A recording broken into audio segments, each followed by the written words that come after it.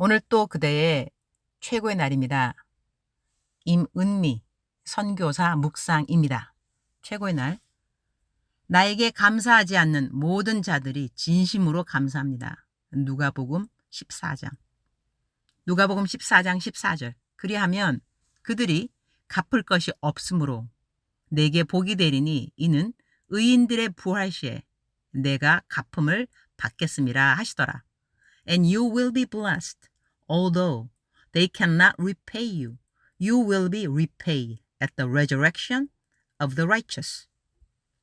오늘 성경 말씀은 이전에 내가 감사하지 않은 사람들에 대한 의아심, 의구심을 한 방에 정리해주고 나로 하여금 자유함을 갖게 해준 성경 구절이라서 누가복음 14장을 쭉 읽어 내려가면서 마음에 금방 와닿은 구절인 것 같다. 나는 많은 사람들에게 선교 헌금을 받아서 선교 지혜 그리고 한국에서도 하나님의 나라의 확장이 필요한 곳에 보내주는 일을 하는데 선교 헌금을 배분해주는 일뿐 아니라 내게 개인적으로 들어온 재정도 남들에게 흘려보낸다.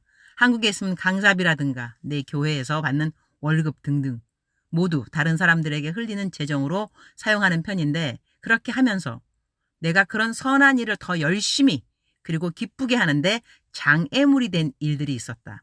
그것은 내가 재정을 보냈는데 감사를 하는 것이 작은 사람, 더 나아가서는 아예 감사도 하지 않는 사람, 감사를 하는 마음을 길게 표현하는 사람, 짧게 감사다 이모콘 한 개 보내는 사람, 참으로 다양한 감사에 대한 반응들을 보면서 여러 가지 생각을 한 경험이 있다. 일단은 내가 하나님을 향한 감사의 반응에 대한 생각이었다. 나는 하나님이 내게 주신 모든 것에 대하여 어떻게 반응하지? 나 일일이 감사하나?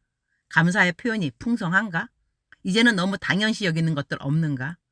어떤 사람들은 내가 큰 것을 주었는데 거기에 대한 감사는 별로 없고 다른 사람 조그맣게 준 것을 얼마나 크게 감동하는지 그런 것도 보면서 여러 가지 배움이 있었다. 마치 결혼할 때 남편이 결혼 반지 다이아몬드 선물했는데 선물한 남편에게는 별 감동 안 하고 남편이 준 다이아몬드를 너무 자랑하고 기뻐하는 아내의 모습을 연상케도 해주는 일들. 이전에는 이렇게 사람들의 반응에 대한 여러 가지 생각이 있었는데 오늘 이 묵상 구절인 14절을 주님이 나에게 주시고 난 다음에는 더 이상 사람에 대한 생각으로 나의 나눠줌에 대한 장애물이 되는 일은 없어졌다고 하겠다. 100%다 없어지지 않을 수 있으나 그것은 내가 여기에 완전 숙련되지는 훈련되어지라고 주님이 연속해서 주시는 연습장 내지는 수련장의 문제들이라고 생각하는 편이다. 오늘 본문 말씀의 배경을 성경에서 그대로 옮겨본다. 누가복음 14장 12절. 또 자기를 청한 자에게 이르시되 내가 점심이나 저녁이나 베풀거든 벗이나 형제나 친척이나 부한 이웃을 청하지 말라. 두렵건대 그 사람들이 너를 도로 청하여 내게 갚음이 될까 하노라. 13절. 잔치를 베풀거든 차라리 가난한 자들과 몸 불편한 자들과 저는 자들과 맹인들을 청하라. 14절. 그리하면 그들이 갚을 것이 없으므로 내게 복이 되리니 이는 의인들의 부활 시에 내가 갚음을 받겠음이라 하시더라. 나는 이 말씀을 이전에 주님께로부터 내게 감사를 표현하지 않는 사람들에 대한 태도에 대한 답으로 받았다. 그러니 여기서 나에게 갚을 것이 없는 사람들을 나는 내게 감사의 표현으로 반응하지 않는 사람들로 적용하고 내게 감사하지 않는 사람들이 많으면 많을수록 그 숫자는 모두 내가 부활하는 그날 상으로 받게 된다는 것이다. 그러니 내가 부활할 때 많은 상을 받고 싶으면 나는 남들에게 감사할 일을 할 수 있는 한 많이 하고 내가 감사로 인사를 안 받으면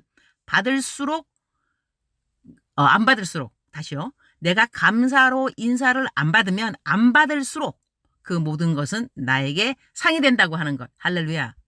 그 말씀을 받고 나니 와 나에게 감사로 돌려주지 않는 사람들이 정말 고마운 사람들이구나. 이렇게 생각의 변환이 오게 되어서 그 이후로는 사람들이 감사할 만한 일들을 하고 그 다음에 내가 받을 감사의 반응들에 대해서는 내려놓음을 할 수 있었다고나 할까? 그러면서 내가 계속 배워가는 것은 나는 하나님에게 어떤 감사를 하면서 살아야 하는가 하는 것이다.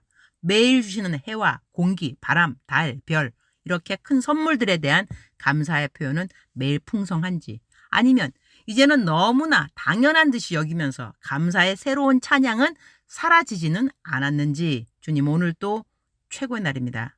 날마다 이웃을 도와주는 일들은 하나님을 기쁘시게 하는 일들입니다. 이웃들이 감사로 다시 갚아줄 때는 그 감사가 고마워서 더욱더 선한 일을 열심히 하고자 하는 동기가 되어서 감사합니다. 그러나 감사를 잊고 하지 않는 사람들에 대해서는 절대로 섭섭해할 이유가 없음을 성경을 통하여 알려주셔서 감사드립니다. 나에게 감사하지 않으면 않을수록 그 모든 일들을 하나님은 기억하시니 의인의 부활 때에 모두 다 나에게 하나님으로부터 갚음이 되는 것이니 감사합니다. 사실 주님이 대신 갚아주시면 그 이자 엄청날 것 같은데요. 그러나 주님이 나에게 주신 모든 것을 생각하면 제가 무엇으로 상을 받더라도 다 다시 주님께 갚아드려야만 하는 것들이 되겠네요. 여튼 주님 감사합니다. 아직은 남들을 도와주고 섬기는 것에 지치지 않았으니 감사드립니다. 주님이 공중에서 저희들을 혼인잔치에 불러주시는 그날까지 정결한 신부의 준비를 잘하고, 그리고 그 준비는 곧 이웃을 섬김에 있음을 잘 명심하면서 늘 섬기는 자의 자세를 잊지 않도록 도와주옵소서. 주님 사랑합니다. 주님 감사합니다. 오늘 또 우리 주님 저를 보시면서 하루 종일 기쁘시면 참 좋겠습니다. 사랑하는 그대여, 사랑하는 그대여, 출석 부르고 있습니다. 대답하셔야죠. 사랑하는 그대여, 사랑하는 그대여, 사랑하는 그대여. 억만 번 더 들어도 기분이 좋은 말. 들으면 들을수록 더더욱 힘이 생기고 기쁨이 생기고 위로가 되고 소망이 생기고, 그러한 하나님의 부르심, 사랑하는 내 아들아, 사랑하는 내 딸아, 사랑하는 누구누구야. 이럴 때 사실 우리 각자가 사랑하는 자기의 이름, 저 같은 경우는 제 이름이 유니스니까 사랑하는 유니스야, 이렇게 사랑하는 누구야, 하나님이 직접 내 이름을 불러주신다는 생각 상상해 보시면 더욱더 큰 힘이 될 것 같습니다. 사랑하는 그대여, 그대는 살아가면서 왜 우리 관계를 맺지 않고 살아가는 사람은 없잖아, 그죠? 부모와의 관계, 자식들, 친구들, 직장 동료들, 교회의 믿음의 지체들, 교회의 또 성도님들, 또 목사님, 또한 지휘자와 또 성가대, 하여튼 모든 관계, 여기저기 이웃과의 관계도 마찬가지, 아파트 사람, 하여튼 관계 너무 많죠, 그죠? 이런 관계 가운데서 섭섭함이라는 것이 있습니다. 섭섭함. 다른 나라에는 없는 죄인데 우리나라에 있는 죄가 있다 그러더라고요. 괘씸죄.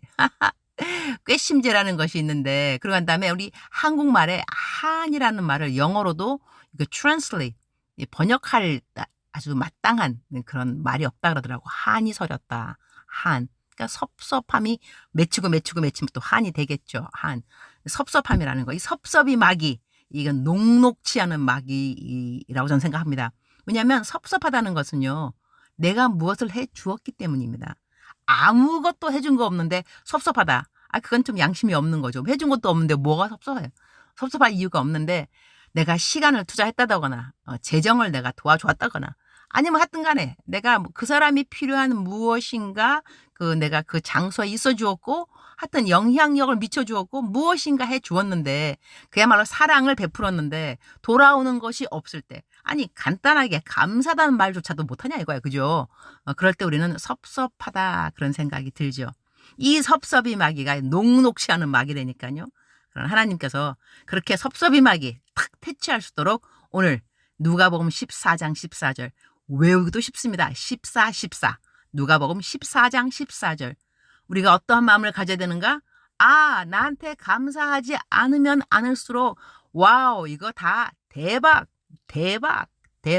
너무 감사하다. 왜냐하면 이 모든 것이 나중에 의인의 부활 때에 나에게 갚음이 되리라. 누가 갚아주는가? 하나님이 갚아주신다는 것이죠. 하나님이 갚아주시는 것은 하나님이 주시는 상이 있다. 그렇게 저희들이 해석할 수 있겠습니다.